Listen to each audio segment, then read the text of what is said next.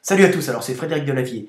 Alors ce soir, je voulais faire une petite vidéo qui a un rapport plus ou moins proche avec la musculation et le bodybuilding, hein, et puis les régimes aussi. Je voulais faire une vidéo sur Maria Callas, qui s'appelle exactement Sofia Cecilia Kallos, qui était grecque, qui est une grande cantatrice, hein, une grande soprano, une des plus grandes sopranos qu'on ait eues, hein, parce qu'elle était capable de variations phénoménales. Il y a une très très grande technique, c'est-à-dire c'était pas seulement une grande voix qui portait loin, une grande voix, c'est-à-dire un magnifique organe, c'était aussi une grande technicienne et une capacité de varier, hein, de monter, de descendre, d'aller en haut, d'aller en bas. C'est très très rare, et donc c'est une grande chanteuse. Alors, je parle de Maria Callas, pourquoi? Parce que c'est un rapport avec les régimes. J'avais fait juste avant une vidéo sur le collagène, et puis en regardant une émission sur Maria Callas, parce que la maman de mon fils, qui est aussi une grande soprano qui tourne en Allemagne, hein, donc je te fais un bisou Bianca, je te dédie cette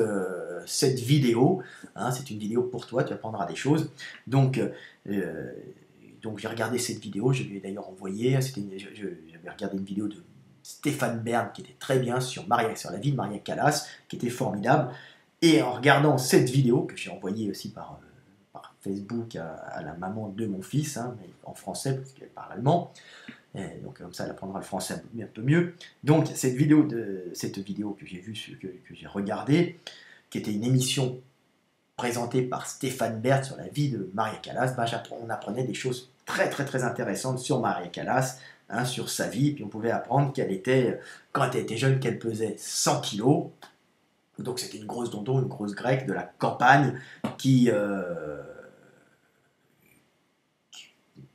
qui, qui, qui était un peu enveloppée, qui chantait très très bien, hein, donc une bonne campagnarde, hein, qui était faite pour faire beaucoup d'enfants, une belle femme. Hein, et cette jeune femme de 100 kilos s'est lancée dans le chant où elle excellait. Hein. Et ce qui s'est passé, c'est que bon, elle ne marchait pas trop quand elle était grosse. Hein, on lui balançait même. On- je crois qu'on la sifflait, on lui a même jeté, je me souviens plus, des navets ou quelque chose comme ça, parce qu'elle était grosse. C'est sûr que ça gêne un peu de voir même si on, on chante merveilleusement bien, si le physique ne va pas, c'est assez ingrat, vous ne réussirez pas forcément une grande carrière de soprano, et elle avait commencé comme ça, avec un peu d'humiliation due à son physique de grosse dondon. Hein. Donc elle a maigri pour ressembler à Audrey Hepburn, et là, moi quand j'ai vu ça, j'ai dit, ah merde, elle a maigri, en plus je regarde l'émission et je vois qu'elle a problème de voix, fausse couche, hein, je dis merde, c'est hormonal ça, c'est dû au régime drastique, hein, puisque et je vois qu'elle meurt d'un problème pulmonaire en plus. Je dis merde, tout est lié à une mort due à une dégénérescence des tissus, due à un régime de dingue. Quand on pèse 100 kilos, quand on veut maigrir, on perd 30 kilos, comme c'était dit dans l'émission. Si on maintient un régime drastique à l'époque, il n'y avait pas des compléments alimentaires, la nutrition, c'était pas ce que c'est actuellement, et ben le problème, c'est qu'on le paye tôt ou tard par une dégénérescence des tissus. Hein, et c'est ce qui est arrivé à la pauvre Maria Callas. C'est son régime qui l'a tuée. Donc, il faut savoir que ce régime drastique l'a rendue du coup dépressive, hein, donc d'où ces problèmes de couple, hein, ces problèmes affectifs, hein, bien qu'elle soit avec comment il s'appelle, l'armateur grec, oh, je me souviens plus. Donc, du coup, elle a fait une fausse couche aussi. Bah oui, quand on est au régime drastique, bah, les femmes, c'est bien connu pour les sportifs qui sont au régime, hein, en général, elles ont absence de règles, arythmie des règles, absence de règles. Elles finissent justement par le fait de faire trop de sport et de ne pas avoir assez de gras, avoir des troubles hormonaux. Du coup, elles peuvent faire des fausses couches, ou bien le plus souvent, elles ne tombent jamais enceintes. Hein. Donc, ce qui est arrivé à la pauvre Maria Callas, elle a fait une fausse couche. Hein. Ensuite, détérioration progressive des tissus conjonctifs, bon, bah, des cordes vocales, hein, bah, il y a des tissus conjonctifs, c'est un muscle, hein, il y a des muscles dedans, c'est des tissus conjonctifs qu'il y a dedans, donc particulièrement du collagène. Hein, pourquoi? Parce qu'elle est au régime, bah, c'est peut-être un régime drastique, salade, avec un peu de viande, et puis c'est ce qui arrive, on fait des dégradations des tissus parce qu'on a assez de calories, quand même pour tenir, pour vivre, hein, puisqu'on a assez un peu de protéines pour maintenir les muscles quand même, et on a assez d'hydrates de carbone pour à peu près tenir le coup et nourrir le cerveau, et puis être capable de bouger, mais on n'a pas assez de micro-éléments qui permettent de bien structurer l'organisme et de maintenir une bonne santé. Donc voilà ce qui est arrivé à Maria Callas, une dégénérescence progressive. Alors cette dégénérescence qu'a eu Maria Callas, c'est quelque chose qui est typique chez les bodybuilders qui font des régimes, hein, faut le savoir. Bon, nous, on en a plein. On voit beaucoup de problèmes chez les bodybuilders qui font des régimes drastiques, comme on dit tout le temps, pour leur compétition, être cut and ripped, ça veut dire avoir juste la peau, hein, la peau sur le muscle, hein, pour qu'on voit tous les muscles sans gras, pour pouvoir faire des compétitions, montrer ses biceps. Hein. Le problème, c'est qu'ils mangent beaucoup de whey protéines, de blanc de poulet, de riz, donc ils ont assez de protéines, ils ont assez d'hydrates de carbone, mais comme ils sont avec ces régimes drastiques, il leur manque tous les les micronutriments qui permettent à l'organisme d'être en bonne santé, particulièrement le collagène. Alors maintenant, les gens prennent du collagène sous forme de peptane, hein, c'est-à-dire de collagène hydrolysé, qui permet quand même de régénérer les tissus, mais tout ça ne suffit pas et ne remplace pas un régime alimentaire avec du vrai collagène, avec des vrais aliments qui ont plein de molécules associées qui permettent une meilleure assimilation, hein, parce que c'est un ensemble, c'est complexe. Hein. C'est le coup du bouillon de poule des mamies, hein, les mamies qui prenaient leur bouillon de poule, hein, ou c'est le coup de la gelée du pied de cochon qui est bonne pour les articulations. Et dans les campagnes, on le savait, hein, on mangeait la viande et on mangeait aussi les articulations, on mangeait aussi les cartilages, on mangeait aussi la peau. Ça faisait bien, c'est célèbre soupe chinoise, soupe de poule chinoise, hein, ou soupe de crête de coq, hein, tout ça parce qu'il y a du collagène dedans et ça permet d'avoir des tissus en bonne santé, ça ne permet pas juste d'avoir les calories, hein, ou les protéines et les calories, non, ça on est gavé dans notre monde, hein, mais il nous manque aussi des fois les éléments essentiels qui ont une bonne structure. Donc la peau de Maria Callas, elle, ce qui lui est arrivé, bah, c'est tout simplement un régime drastique, hein, qui l'a détruite. Alors je pensais être le seul à l'avoir trouvé, puis je cherche sur le net et je m'aperçois qu'il y a 2 médecins italiens qui ont fait le même constat que moi. Alors je dis putain, je suis vachement intelligent, je vais le sortir. Puis non, alors j'avais fait une vidéo avant, puis j'avais pas cité les médecins. Puis là, je m'aperçois qu'il y a de ça. Il y a les médecins, je dis merde, on est 2. Donc bon, d'un autre côté, c'est bien, je m'aperçois que je suis pas le seul à avoir trouvé qu'il y avait un problème de collagène chez Maria Callas.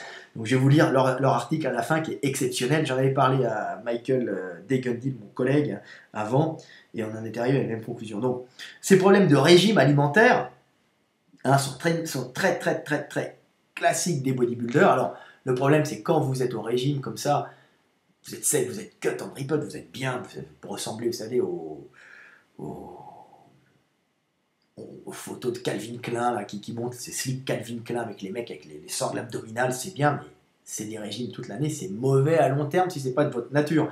J'ai un peu parlé des blancs, hein, par exemple, moi je suis blanc, donc si les blancs veulent être, les Africains, souvent pas tous, mais souvent les Africains sont secs, hein, quand ils mangent correctement, ils n'ont pas besoin, ils n'ont pas de couche adipeuse sur la peau, donc dès qu'ils prennent un peu de muscle, on les voit toujours, ils n'ont pas besoin de faire euh, un régime pour être musclé et avoir les muscles apparents, côté esthétique actuellement à la mode, hein, ce qui n'était pas la mode avant. Hein. Mais tandis qu'un Européen, lui, ben, ce sont des remontées africaines qui datent d'il y a très longtemps, hein, qui durent centaines de milliers d'années, hein, après c'est des montées successives, hein, d'abord il y a des montées, après il y a eu les Néandertal, même il y a eu avant, hein, il y a eu des montées, je parle aussi pour les Asiatiques, donc des montées d'Afrique en Asie, tout le monde s'est plus ou moins mélangé après par la suite, hein, mais il y a eu des adaptations au climat froid, et quand il y a des adaptations au climat froid, ben, qu'est-ce qui se passe?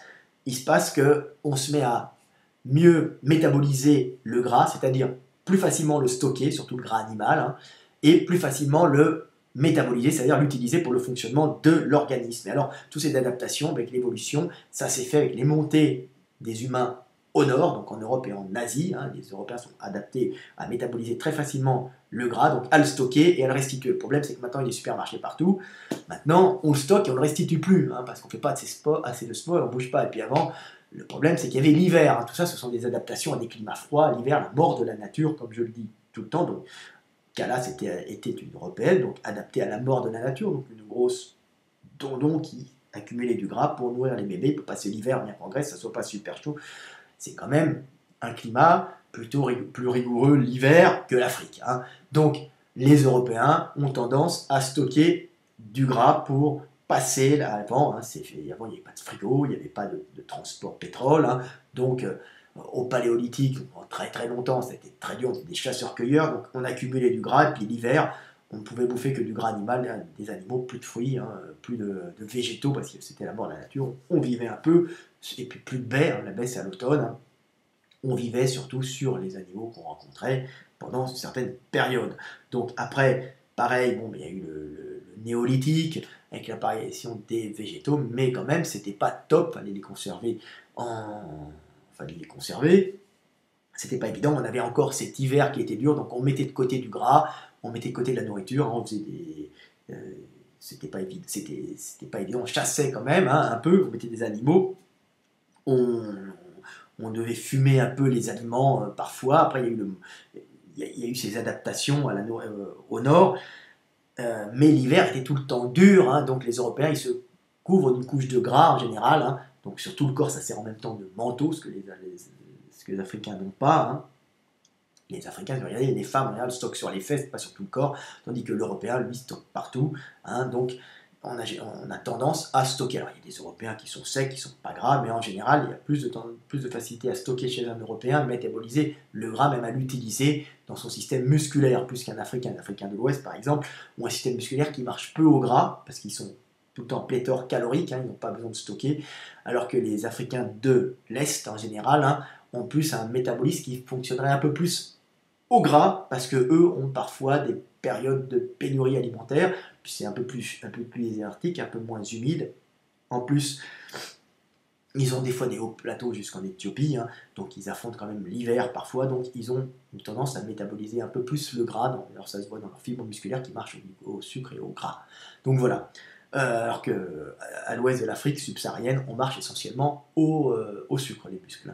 Donc c'est très très très particulier. Hein, alors qu'au nord, nous les Européens, bah, on marche beaucoup au sud, mais on marche au gras, on est fait pour stocker et utiliser ce gras. Et passer l'hiver, hein, c'est-à-dire qu'on arrivait, on vivait sur nos réserves, et puis après la bonne saison, on continuait à planter, on retrouvait de la nourriture, mais heureusement ce gras nous faisait survivre pour la fin de l'hiver, le début du printemps, où il n'y avait plus rien à bouffer. Hein. Donc c'est pour ça qu'on stocke, et c'est pour ça que les jeunes, en général le carême, tout ça, ça se passe à la fin de l'hiver, période où justement on termine d'évacuer toutes les calories qui sont contenues dans le gras, hein, en général, pour cette façon d'éjecter les calories permet une certaine régénérescence bonne des cellules, hein, des cellules du corps humain. On est fait pour déstocker à un certain moment les Européens et restocker après. Hein. C'est pour ça que le jeûne est valable des fois pour les Européens, pas pour les gamins, hein, mais on est fait pour à un certain moment jeûner un peu, surtout en fin d'hiver. Quand je dis à tout le monde les diètes kétogènes, avec de gras c'est bon, alors les mecs ils mangent beaucoup de gras, on est fait pour bouffer du gras, on l'assimile bien plus que l'Africain, mais on est fait aussi pour le déstocker, on est fait des fois pour faire un peu de jeûne, hein, mais pas tout le temps, hein, surtout à la fin de l'hiver. Donc le problème c'est qu'on a tout le temps une couche de gras, et si on veut la dégager, cette couche de gras, bah, il faut souvent, pour la plupart des personnes, avoir un régime drastique, hein, et puis si on veut maintenir justement un côté sec, hein, un côté non gras, bah, c'est pas très bon pour la santé à long terme, parce que c'est pas notre type morphologique. Hein. C'est mauvais d'être enveloppé de gras, d'être trop obèse, hein, ça crée des maladies cardiaques, hein, des maladies, des athéromes, des accumulations de gras, surtout si on ne bouge pas. Mais être trop sec et faire même si vous faites du sport et si vous avez un régime régime drastique à côté, hein, c'est pas bon non plus. Hein, c'est-à-dire c'est pas parce que vous êtes sec, en apparence bonne santé, que vous êtes en bonne santé, parce que c'est pas votre type. Hein, votre type. C'est ça qu'il faut savoir. Hein. Vous pouvez pas faire comme l'Africain qui, lui, en général, mange normalement, il reste sec. Hein. Sachez trouver la voie du milieu. C'est pas où vous finirez comme Maria Callas, hein, ou comme d'autres. Je peux parler par exemple de Jean Texier, c'est un nom de Maria Callas, Jean Texier, hein. Jean Texier, qui était un gars qui écrivait dans un journal de bodybuilding qui s'appelait Le Monde du Muscle, dans lequel j'ai travaillé quand j'étais jeune, qui était tout en cut and ripple, c'est-à-dire sec, dessiné jusqu'à 50, 51, jusqu'à 60 ans. Le mec, il était tout le temps au régime, il était magnifique à voir, hein, tout le temps, très attention à sa nourriture, hein, jamais un peu plus de gras, il était tout le temps pas un pet de gras sur les abdos, il se montrait tout le temps comme ça, et puis un jour, il est mort d'un problème cardiaque dans sa salle de gym, hein, ouf, crac, ça a lâché, pourquoi? Parce qu'il avait les tissus en mauvais état à cause justement de ce problème de collagène, de ce problème de manque de micronutriments importants, et on ne peut pas uniquement bouffer de la whey, du riz blanc, même si on met un peu d'huile dedans, il manque pas mal de trucs et on oublie souvent qu'il faut aussi manger du collagène. C'est pour ça que nos mamies bouffent du bouillon de poule, hein, et c'est pour ça que les Chinois mangent des soupes à la crête de coq, et c'est pour ça qu'en Hongrie on bouffe du ragoût du ragoût de bœuf, hein, du goulash, hein, on met même les os dedans un peu des fois à bouillir parce qu'il y a du collagène dedans et c'est très bon. Et puis on prend le gras, on mange du gras l'hiver avec la peau, hein, comme on dit, du repos gauche, hein, c'est de l'épaule. De l'épaule avec la peau un peu croustillante, hein, ce qu'on appelle des gratons en France, hein, et ça c'est plein de collagène comme le pied de cochon, vous voyez, comme la gelée, comme le museau gelé, mais tout ça c'est très bon, il faut en manger, hein, c'est un régime drastique, c'est très mauvais. Alors ce monsieur Jean Texier est mort visiblement d'une dégradation des tissus alors qu'il paraissait en bonne santé, qu'il se sentait en bonne santé, sauf qu'il ne l'était pas. Alors, un autre qui a eu ce problème-là, c'est Norby. Norby en Hongrie, hein, il y a eu le syndrome Calas, hein, aussi, hein, on va l'appeler syndrome Calas. Il y a eu syndrome Calas. Norby, c'est le petit prince du fitness en Hongrie. C'est un gars qui avait tendance à être obèse quand il était petit, hein. Il a fait du fitness. Il a perdu tout son gras, donc il a perdu 30 ou 40 kilos, et après il s'est mis à faire des vidéos, des émissions, il a monté un empire alimentaire basé sur la perte de gras, comme les Hongrois ont tendance à être gras, parce que le climat veut ça en général, et maintenant il faut qu'ils fassent attention aussi, parce que c'est un espèce de chaudron où toute l'eau des Carpates, l'eau des Alpes coule dedans, hein, et donc ça fait un chaudron sec, si vous voulez, il ne pleut pas, mais c'est tout humide, donc il y a du maïs à volonté, tout pousse, des arbres fruitiers, vous avez donc du maïs, vous avez du cochon, vous avez des volailles, donc tout le monde mange à volonté, il n'y a pas de carence, c'est un pays qui en cas de crise économique n'aura aucun problème, car il y a à manger pour tout le monde, et en plus bio, hein, pour tout le monde. Donc c'est le problème, c'est la suralimentation en Hongrie, tout le monde était gros. Donc. Mais comme il fait froid, on stocke l'hiver, en général, il fait froid, mais l'été, c'est pléthore. Hein, donc on accumule énormément, et après, on maigrit même plus tellement on a mangé. Donc c'est des problèmes de Norby, puis problèmes cardiovasculaires par athérome, par accumulation de gras dans les artères. Hein, il faudrait que je fasse une vidéo un jour là-dessus avec un copain qui est justement spécialiste des maladies cardiaques et des problèmes cardiaques. Donc qui est chirurgien là-dedans. Donc un jour je la ferai, si je le rencontre, il est sur Paris, là je suis en Hongrie. Donc ce monsieur Norby, lui, donc, il est tout sec, a fait des émissions, et il a gagné sa vie là-dessus, a fait maigrir beaucoup de Hongrois qui étaient obèses, mais ce monsieur Norby, ce jeune qui est très sympa d'ailleurs, il était tout le temps sec, avec les abdos apparents, c'était pas sa nature, hein, donc il devait avoir un régime, je le redis encore, drastique. Hein, il a eu 10 ans, 20 ans de star system où il vivait avec ça. Il est devenu millionnaire, hein, même millionnaire en euros, hein, parce qu'il a fait maigrir la Hongrie entière. Hein. Il y avait des centaines, des fois des milliers de personnes grasses qui faisaient de l'aérobic comme ça, avec lui, qui faisait son aérobic, et il vendait ses DVD, il vendait sa nourriture sans gras, tout ça. Il avait tout un système derrière lui avec l'agroalimentaire qu'il suivait. Les grosses usines agroalimentaires qui suivaient en faisant des produits light, diète, vous voyez. Et malheureusement un jour, le pauvre Norby a eu un problème cardiaque. Heureusement, il n'en est pas mort, hein, mais ce problème cardiaque est dû à une dégénérescence des tissus, encore par problème souvent de collagène et souvent de micronutriments, hein, d'élastine qui manque. Alors voilà, il a fait un problème cardiaque, je crois qu'il a eu un pontage, mais c'est dû à ce régime, c'était pas sa nature, il avait tendance à être gras. Évidemment, pour pouvoir vendre son image, comme la Calas a voulu vendre son image en étant fine, hein, lui aussi en étant fine, parce que c'est ça qui l'a fait vivre, il a fait un régime drastique, et il y a eu le syndrome de Calas, et lui, c'est le cœur qui a lâché. Hein. Et heureusement, il a été pris à temps, pontage, je ne me souviens plus, mais il s'en est sorti, mais maintenant, il évite de trop danser, d'être trop au régime, il monte plus sa sangle abdominale avec la plaquette, hein, parce qu'il l'a sûrement plus, et il l'a sûrement plus, c'est mieux pour lui, parce qu'avoir la plaquette, ça veut dire que si vous l'avez tout le temps, vous allez vous dégrader, hein, surtout si vous êtes un blanc un peu gras. hein. Alors, l'avoir pour l'été, ça va les mecs, mais gardez pas un sec toute l'année, si c'est pas votre nature, vous allez le payer chèrement au bout d'un certain temps. Hein. Alors, vous allez faire des dépressions, vous n'allez pas faire des fausses couches si vous êtes un mec, mais vous restez, comme Maria Callas, mais vous risquez une détérioration des tissus. Hein. Alors, comme Norby, le petit prince du fitness, ou comme Jean Texier. Alors, évidemment, les problèmes au régime, il y en a plein, surtout quand vous êtes sportif, hein, vous pouvez avoir les muscles qui pètent. Hein. Comme il vous manque, d'abord, vous n'êtes pas très bien hydraté, parce que vous êtes au régime, mangez pas assez.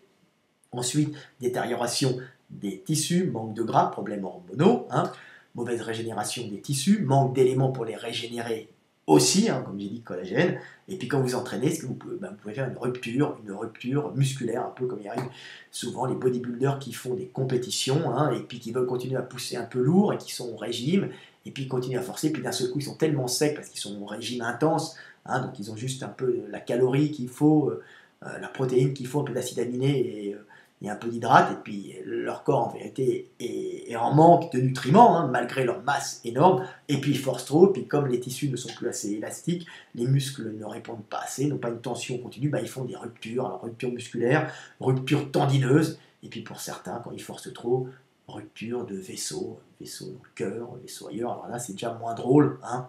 Dire qu'un muscle on peut vous le remettre, un vaisseau dans le cœur, ça va être déjà plus compliqué, vous risquez d'y passer, hein. C'est souvent, on voit des culturistes avec des problèmes cardiaques. Hein.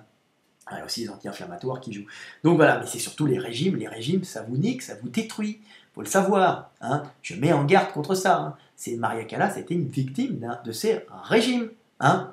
C'est là-bas, c'est pour ça qu'elle a perdu sa voix. Hein. Elle était magnifique, elle pesait 100 kilos au début, elle a voulu maigrir. Hein. Maigrir pour être bien. Elle a réussi à être, elle voulait ressembler à Audrey Hepburn, elle a réussi à être magnifique. C'est-à-dire pendant quelques temps, elle a été sublime, hein, c'est-à-dire qu'elle était maigre, et elle continuait à bien chanter, jusqu'au moment, parce qu'elle vivait sur son patrimoine génétique, hein, elle vivait sur ce que lui avaient donné ses parents. Le problème, c'est qu'elle n'avait plus de nutriments pour régénérer ce corps. Hein, donc elle a fini par se détériorer progressivement. Elle a commencé par perdre sa voix. Hein, la voix, c'est des tissus qui ont besoin de molécules, qui ont besoin de collagène, qui ont besoin pour vivre, pour maintenir leur intégrité. Alors, on vieillit tous, mais pas à cette vitesse normalement. Hein. Elle a commencé à perdre sa voix. Perdre sa voix pour une chanteuse, c'est la catastrophe. Elle a déprimé. En plus, comme elle était en problème, elle a manqué de graisse visiblement par son régime, problème hormonaux, puisque le gras que vous ingérez, c'est les précurseurs hormonaux qui vous permettent d'avoir quand même, d'être en bonne santé, de régénérer votre organisme, et puis de ne pas être en dépression, parce que quand vous avez un taux d'hormones correct, hein, vous êtes optimum pour aborder la vie heureuse et joyeuse. À ce moment-là, vous avez une baisse hormonale, comme ça, vous voyez, c'était Robbie Williams, le chanteur, qui avait une baisse de testo et qui était dépressif. Et sa baisse de testo, qui était une baisse hormonale, le rendait dépressif. Alors, est-ce que c'était la dépression qui entraînait la baisse de testo, ou la baisse de testo qui entraînait la dépression? Tout ça, est-ce que c'est l'œuf avant la poule? Mais il avait ce problème de dépression dû à un problème hormonal typique de Maria Callas, dû à un régime, hein, pas assez de gras, descendre comme les sportives, hein, qu'on peut rencontrer. Les sportifs de haut niveau qui font des dépressions, souvent qui sont à cause justement de trop de sport et manque de gras. Donc voilà. Donc, et puis pour les bodybuilders, pareil, hein, en plus eux prennent des produits, des anabolisants qui créent d'autres problèmes et des dépressions, mais ça c'est un peu plus compliqué, j'en parlerai une autre fois. Donc voilà, donc Maria Callas, c'est le syndrome du pratiquant fitness qui veut être Q10 Repen. Hein, c'est ça, c'est dégradation des tissus. Alors je vais vous lire l'article, elle est morte, n'oubliez pas qu'elle est morte à 53 ans. Hein. Dégradation des tissus pulmonaires aussi. Hein. Hein, c'était tout un ensemble. Hein. Donc je vais vous lire l'article que j'ai vu, et là-dessus, alors je pensais avoir trouvé un truc génial, puis j'ai vu qu'il y en avait deux qui l'avaient trouvé avant moi. Donc je me suis dit, bon, c'est bien, je suis bien, mais il y a des mecs qui sont allés plus vite que moi. Donc voilà, puis d'un autre côté, je ne m'intéresse pas forcément à Callas tout le temps. Donc voilà. Alors, les deux médecins sont formels, explique la Stampa. Maria Callas souffrait d'une grave maladie, la dermatomyosite, maladie du collagène qui se localise dans les muscles et sur la peau. Et c'est elle la cause de son décès, affection rare souvent associée à une collagénose, à une vascularite ou à un cancer, en particulier bronchique, hein, les bronches, ou digestif, syndrome paranéoplasique. Hein, du collagène, il y en a partout, hein, c'est la structure de l'organisme, hein, qui maintient les tissus, ça permet de maintenir les structures. Le collagène, n'oublions pas que c'est une structure très résistante à la tension, hein, qui permet de structurer les tissus, de structurer les muscles, de structurer les bronches, hein, de structurer la trachée, de structurer tous les tissus. Vous voyez, hein. Alors, syndrome paranéoplasique. La maladie a progressivement provoqué une défaillance des muscles du larynx, d'où des problèmes de voix dont a souffert la soprano dès la fin des années 50.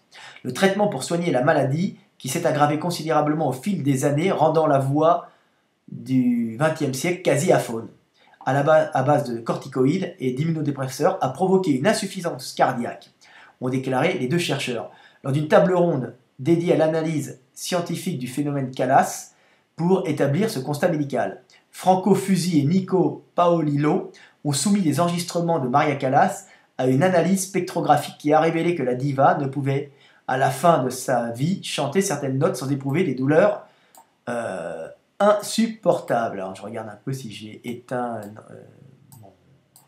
Alors voilà, je remets ça là. Alors, un régime en question. Alors ils arrivent à la même conclusion que moi sur le régime de Maria Callas. Alors, un régime en question reste à déterminer quand et comment la célèbre soprano a contracté cette maladie. Pour nos deux experts en orthophonie, le tournant de la carrière artistique et de la vie tout court de l'américaine de naissance, mais grecque de cœur et de passeport, se situe au milieu des années 50. Après que Maria Callas ait suivi un intense régime. On arrive aux mêmes conclusions que j'ai fait, et puis les mêmes conclusions que j'avais mis dans les articles pour les bodybuilders. Hein. Je leur explique tout le temps que c'est le même problème, et j'explique la mort des bodybuilders par le régime. Hein. N'oubliez pas, donc Maria Callas souffre du syndrome des bodybuilders, tout simplement. En 2 ans, la diva perdait plus de 30 kilos et devenait une icône de la mode et des photographes du monde entier. Il faut dire qu'elle avait une structure de grosse dondon grecque, hein, à la base, bonne paysanne avec une belle génétique, hein, qui était faite pour faire beaucoup d'enfants, et puis elle a maigri terriblement. Il lui restait cette belle structure, hein, cette belle structure osseuse qui est une femme en bonne santé, sauf qu'elle était toute maigre et qu'elle n'avait plus tous les nutriments. Hein. Donc c'est ça qui faisait qu'elle paraissait belle, parce que sa structure n'était pas une structure de malingre, hein. C'était une structure de belle femme à la base, hein, mais qui avait trop maigri. Hein. Alors, la diva perdait plus de 30 kilos et devenait l'icône de la mode et des photographes du monde entier. Selon la légende, l'inoubliable interprète de la Tosca avait avalé volontairement un verre solitaire afin d'accélérer son changement de silhouette. C'est une légende, c'est bidon ça. Faut-il voir dans cet acte, dans ce régime insensé, le début de son déclin physique? Les deux scientifiques en sont intimement persuadés, la forte perte de poids entraînant d'inéluctables conséquences. Ben voilà, on arrive à la même conclusion que j'avais faite, et que j'avais fait pour d'ailleurs d'autres personnes comme Jean Texier ou comme Norby. Ben c'est le problème du régime qui vous détruit. Alors je ne mens pas, hein. Je parais un peu comme ça, un peu loufoque, mais je ne le suis absolument pas. Je suis un spécialiste quand même mondial. Hein. N'oubliez pas que j'ai vendu plus de 4 millions de bouquins dans le monde sur la musculation, sur le sport. Hein, sur la nutrition sportive aussi, hein, donc je parle comme ça sur YouTube pour instruire les petits Français. Hein, d'ailleurs, j'ai des gens très bien qui m'écoutent du monde entier, mais sachez que je suis souvent en avance sur beaucoup de domaines dans ce que j'explique. Hein, et ce que j'explique souvent, il n'y a que moi qui va vous l'expliquer, d'autres ne vont pas vous l'expliquer. Hein.